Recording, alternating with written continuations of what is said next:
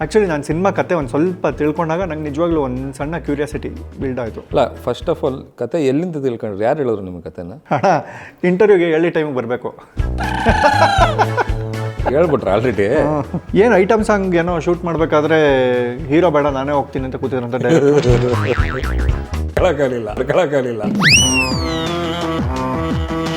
ಮನಸ್ಸಿನ ಮಾತು. ನೀವು ಫೈಟ್ನೆಲ್ಲ ಎಲ್ಲಿ ಪ್ರಾಕ್ಟೀಸ್ ಮಾಡಿದ್ದು?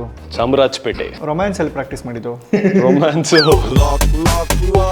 ಡೈರೆಕ್ಟರ್ ಸರ್ ಒಂದು ರೌಂಡ್ ಕರ್ಕೊಂಡು ಹೋಗಿದ್ರು, ಅವ್ರ ಜೊತೆ ಮಾಡಿದ್ರು. ಅಲ್ಲ, ನೀವು ಹೇಳಿದ್ರಿ 4:15 ಕರೀತಾರೆ ಡೈರೆಕ್ಟ್ರು, ಅದೆಲ್ಲ ಮಾಮೂಲಿ ಬಿಡಿ ಸರ್ ಅಂತ. ಅಲ್ಲ, ಅಷ್ಟು ಬೇಗ ಹೋದಾಗ ತುಂಬ ಚಳಿ ಆಗಲ್ವಾ? ಆ್ಯಕ್ಚುಲಿ ಏನಂದ್ರೆ ಇತ್ತೀಚೆಗೆ ಇಂಡಸ್ಟ್ರಿಯಲ್ಲಿ ಏನಾಗ್ಬಿಟ್ಟಿದೆ ಅಂದರೆ ಇಂಟರ್ವ್ಯೂಗಳು ಕೇಳಿದಾಗ ಕತೆ ಬಿಟ್ಕೊಡಲ್ಲ. ಅಂದರೆ ನನಗೇನು ಅರ್ಥ, ಬೇರೆ ಸಿನಿಮಾಗೂ ನಿಮ್ಮ ಸಿನಿಮಾಗೂ ಡಿಫ್ರೆನ್ಸ್ ಏನು ಅನ್ನಿಸ್ತಿಲ್ಲ. ಅವ್ರು ಆ್ಯಕ್ಚುಲಿ ಅವರು ಆ ಮಣ್ಣು ಅನ್ನೋದನ್ನು ತಗೋಬಾರ್ದಾಗಿತ್ತು ರೆಫರೆನ್ಸ್ ಅನ್ನೋದು ನನಗೆ, ಬಟ್ ಅವ್ರು ಹೇಳೋರು ಓಕೆ. ನನಗೂ ಅಷ್ಟೇ, ನನಗೆ ಇಂಟರ್ವ್ಯೂನೇ ಮಾಡಬಾರ್ದಾಗಿತ್ತು ಅಂತ.